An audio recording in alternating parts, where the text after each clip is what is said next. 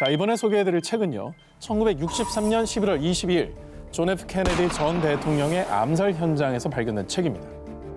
자, 1980년 12월 8일 살인범 마크 채프먼이 비틀즈 존 레논을 살해하기 직전 이 책을 읽었다고 해서 수많은 음모론을 양성해냈는데요.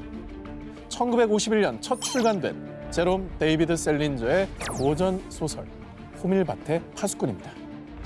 두 기자님께도 익숙한 책이지요? 저는 이건 안 읽었어요. 저는 프로그램으로 읽었습니다. 그래요? 제목은 들어보셨지만 내용 모르는 분들을 위해 간단히 소개를 해드리겠습니다. 자, 명문 사립학교 펜시 기숙고등학교에서 5과목 중 4과목을 낙제하며 퇴학을 당한 16살 소년 주인공 홀든 콜필드. 자, 홀든은요 퇴학당한 김에 가쁜 이유 갑자기 뉴욕행을 감행하게 되는데요. 바로 그 여정을 담은 홍장 소설입니다. 자, 소설 호밀밭의 파수꾼이 출간되자 위선으로 얼룩진 세상을 바라보는 청소년의 성장통을 사실적으로 그려낸 수작이라고 평가받았고 미국 청소년들뿐만 아니라 전 세계 청소년들이 자신들을 대변하는 소설이라며 열광했습니다. 이제 모르시는 분들은 전원일기라고 생각하시는 분들이 굉장히 많아요. 그래요. 뭐 영농 후계자의 얘기인가 뭐 이럴 수 있어요. 허수아비의 의인화 책인가? 또 목가적인 그런 내용. 자, 그런데 말입니다. 1960년대 미국 오클라호마주의 한 고등학교에서 호밀밭의 파수꾼을 교재로 지정한 해당 교사를 해고한 것을 시작으로요. 미국 내 많은 고등학교에서 절대 읽어서는 안 되는 금서로 이 책을 지정했습니다. 이게 혹시 앞에서 말한 대로 살인자들에게 영향을 끼친다는 뭐 음모론 때문에 금서로 지정이 된 건가요? 음모론 때문이 아니고요. 이 소년의 일탈이요. 소설 내에서 리얼해도 너무 리얼했던 겁니다. 세상에 저항하는 반항아답게 이 말끝마다 육두문자를 달고 사는 가면요. 심지어 금발머리는 춤을 잘 추었기 때문이다. 내가 같이 춤췄던 여자들 중 최고였다. 이렇게 뉴욕의 클럽을 전전한 내용도 나오고요. 아하. 담배를 줄곧 피워댄 데다가 어니클럽에서 스카치를 마셨기 때문이다. 매춘부 때문에 몸단장을 할 필요가 없다는 건 알고 있었지만 무슨 일이라도 해야만 할 것 같았다. 이렇게 술, 담배는 물론 호텔로 매춘부를 부르는 내용까지 나옵니다. 좀 일탈이 과하긴 했죠. 예. 하면 안 되는 일이 너무 많이 나와요. 네. 너무 이제 뭐 아주 세트로 하고 있습니다. 예. 홀든의 일탈과 이탈 끝에 작가 셀린저가 남겨둔 희망. 나는 늘 넓은 호밀밭에서 꼬마들이 재밌게 놀고 있는 모습을 상상하곤 했어. 어딘가에서 내가 나타나서는 꼬마가 떨어지지 않도록 붙잡아 주는 거지. 말하자면 호밀밭에 파수꾼이 되고 싶다고나 할까? 결말은 굉장히 희망적이었던 겁니다. 그죠? 새삼 책의 제목을 잘 지어야 된다는 생각이 드네요. 아니 그 출판업에 또 종사하고 계시니까 뭐 이렇게 제목 한번 제목을 갑시다. 뉴욕의 중이병. 이런 거죠. 갑자기 허울대죠. 이번 특종은요. 미국 문단에서 아직도 논쟁이 계속되고 있는 책입니다. 아직도라고? 그렇습니다. 지금도? 지금도. 무슨 내용이길래? 자, 이 책을 각각 다르게 해석한 양측의 주장은 이렇습니다. 개인주의가 팽배한 요즘 시대엔 드물게 베푸는 기쁨과 진실한 사랑을 느낄 수 있는 책이에요. 아 무슨 소리입니까? 이 책은 성차별을 조장하고 맹목적인 모성애를 강요하는 시대 최고적인 책이라고요. 자, 이렇게 양측이 첨예하게 대립하며 금서 논쟁 중인 책의 정체. 바로 쉘 실버스타인이 쓴 그림동화 아낌없이 주는 나무입니다. 아낌없이 주는 나무는 소년을 위해 자신의 열매, 가지, 밑동까지 내어주는 한남의 헌신적인 사랑을 그리고 있는데요. 국내에서는 권장 도서로서 또 많은 어린이들이 읽고 있습니다. 그런데 1988년 미국에서는 성차별 도서로 분류, 콜로라도 도서관의 금지 도서 목록에 올랐습니다. 그 이유가 대체 무엇이냐? 자, 책 내용을 살펴보겠습니다. She is likewise happy to give him her branches and later her trunk. But then time passes and the boy forgets about her. 나무를 허라 그랬구나. 자, 이렇게 영어로 쓰인 원작에서는 이 나무를 she, 이 그녀라는 뜻의 여성형 대명사로 표기했는데요. 그러네. 이 일각에서는 소설 속의 나무를 엄마, 소녀를 아들로 해석한 게 많았고요. 여성인 나무에게 무조건적인 사랑과 이타적인 기부를 요구한다는 이유로 금서 조치를 내린 겁니다. 이 책이 출판된 것은 1964년. 하지만 금서로 지정된 것은 20년도 더 지난 1988년인데요. 자, 왜 그때서야 논란이 되었느냐? 자, 미국에서는 7, 80년대 여성의 권리와 이익을 추구하는 여성 운동이 절정을 이뤘습니다. 자, 사람들의 의식에도 많은 변화가 생기면서 뒤늦게 아낌없이 주는 나무에 대해서도 새롭게 인식을 하고 해석하게 된 겁니다. 하지만 미국 문단에서 여전히 아낌없이 주는 나무에 대한 논쟁이 끊이질 않고 있고요. 아동도서에 좋아하는 목록과 가장 선호하지 않는 목록, 이 모두에서 높은 순위를 차지하고 있다고 합니다. 대단하다. 다음 특종 역시 성차별적인 이유로 금서가 된 책인데요. 자, 그런데요, 이 책의 성차별 근거는 앞의 것과 조금 다릅니다. 여성이 주인공인 이 책에 대해서 미국 일리노이주 시카고의 공립도서관 사서는요. 여자가 세상을 구한다니 말도 안 돼. 이런 불경스러운 책은 우리 도서관 책장에 올려놓을 수 없습니다. 1928년도에 이 책을 금지시켰고요. 28년도면 그럴 수도 있겠네요. 예, 오히려 이제 반대에 되는 의식을 그때는 갖고 있었던 거죠. 미국 플로리다주 공립도서관의 사서인 도드 역시 이 책은 너무 부도덕해요.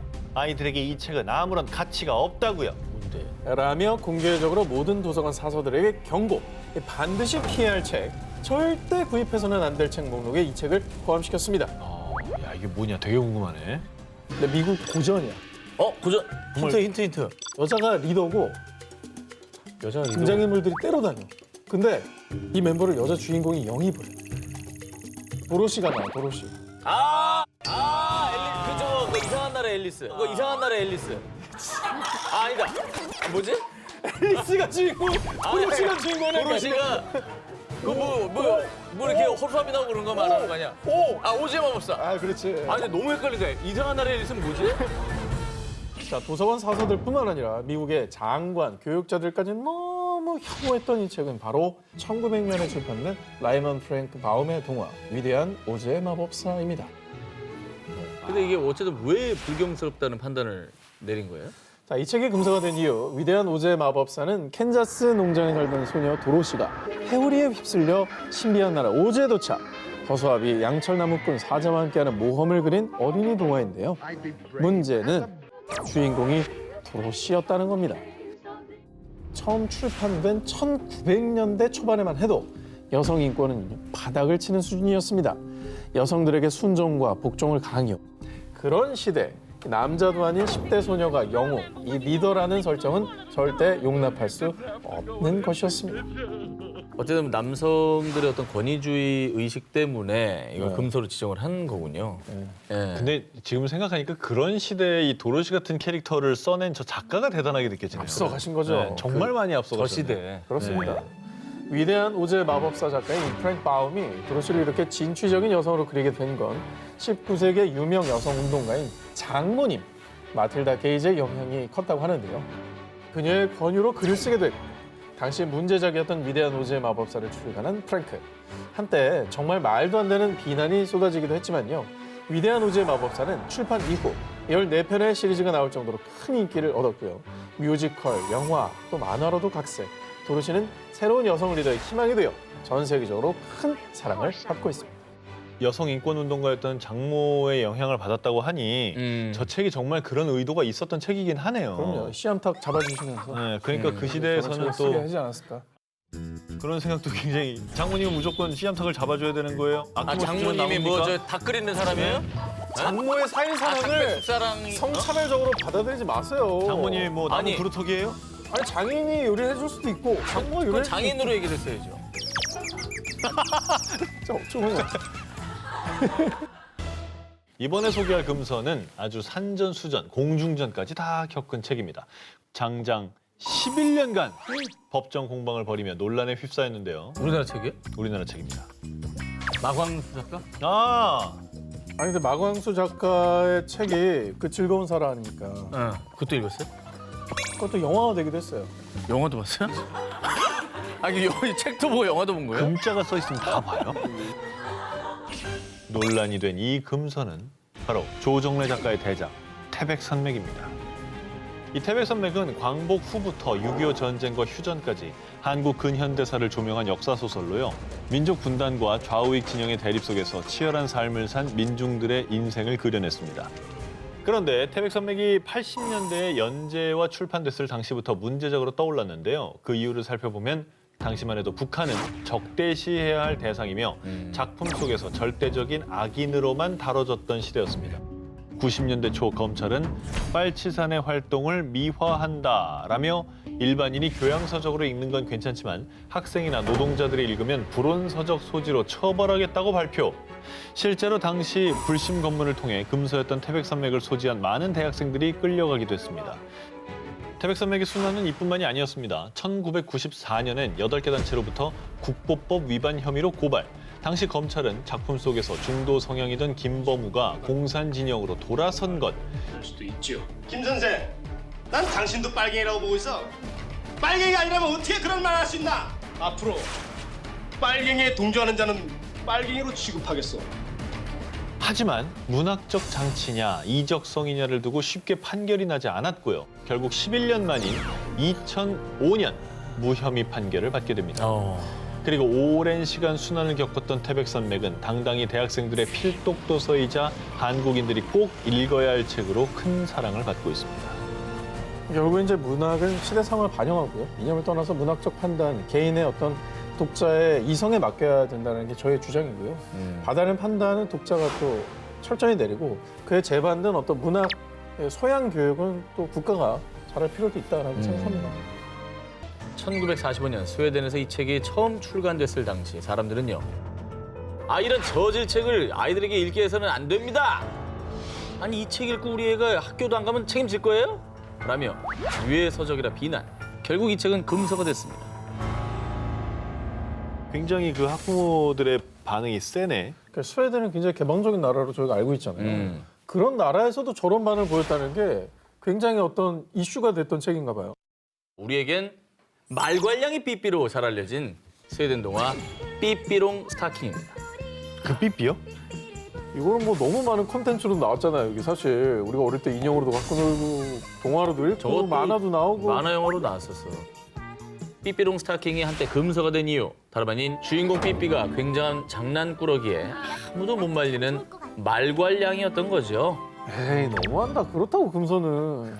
근데 뭐 그렇다면 금서야 돼. 무전 취식하잖아 남의 집에서. 이해하면 나이 든 겁니다. 아니 뭔 죄야. 걷어주고 먹여주고 다 야, 했는데. 오 기자 나이 들었네. 아니 그렇거든. 오 기자 이게 나이 금서는 들었어. 이거는 무전 취식이야. 왜 손을 떨어요? 다음 기사가 당시 어른들을 경악해 한 말괄량의 삐삐의 활약상을 잠시 들려드리겠습니다. 학교에 말 데려가도 돼요? 안 돼. 그럴 줄 알았어. 그럼 원숭이는요? 그것도 물론 안 되지. 그럼 난 절대로 학교에는 안 갈 거예요.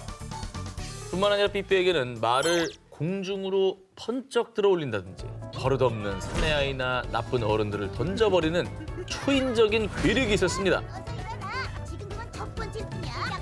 얘 기억나. 기억나. 저 머리 스타일. 제 얼굴도 기억나. 오!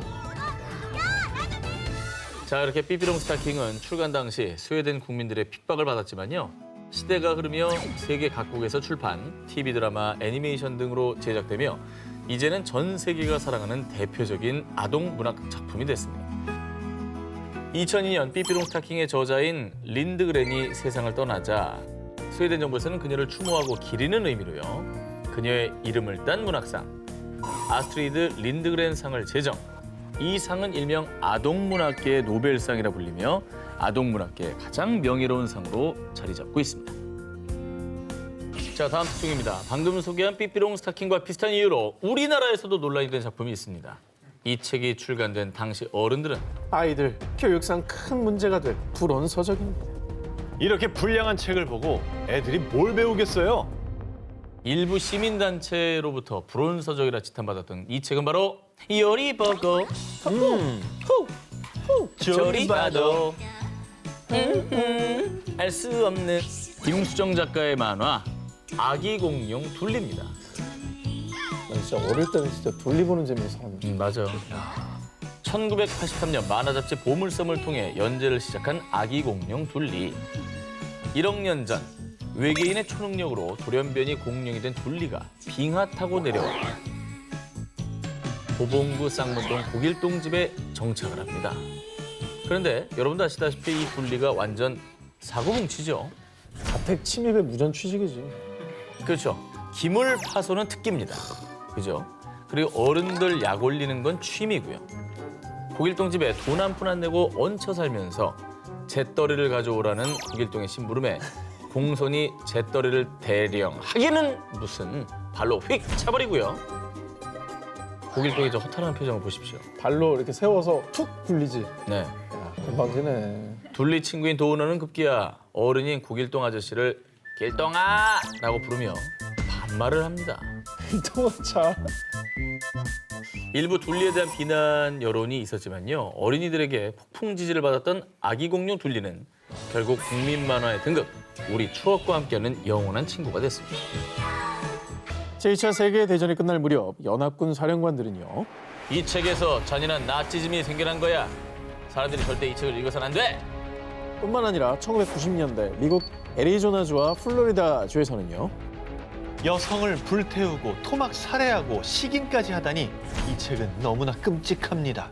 성차별적이고 권위주의적인 세계관을 주장한다며 이 책을 금서 조치시키기도 했습니다. 야, 뭐지? 아, 이게 내용만 들으면 지금도 좀 위험해 보이는데. 자, 이 잔혹한 베스트셀러의 정체, 바로 그림 형제의 어린이와 가정을 위한 이야기입니다. 1812년 그림 형제가 독일 각 지방에서 수집한 민담을 책으로 엮은 민담집으로요. 우리가 알고 있는 백설공주, 신데렐라, 헨젤과 그레텔 등 아이들의 동심을 자극하는 아름다운 동화들의 원작이라고 할 수 있습니다. 자, 우리가 익히 알고 있는 이 아름다운 동화와는 달라도 너무 다른 원작의 이야기를 살펴보겠습니다. 먼저 백설공주에서 평소 백설공주를 질투하던 왕비는 백설공주를 죽이고 패와 간을 가져오거라. 정말 이렇게 끔찍한 명령을 내리는데요. 하지만 사냥꾼이 백설공주를 가엾게 여겨 대신 멧돼지의 폐와 간을 가져왔고요. 그것을 백설공주의 것이라 여긴 왕비는 본인이 직접 먹어치웁니다. 어머나. 또 다른 이야기인 신데렐라에서는요. 다들 아시다시피 신데렐라가 흘린 구두를 가지고 왕자가 신데렐라의 집에 찾아오지 않습니까? 응. 하지만 의붓 언니들에겐 신데렐라의 구두가 너무 작았죠. 그러자 계모는요.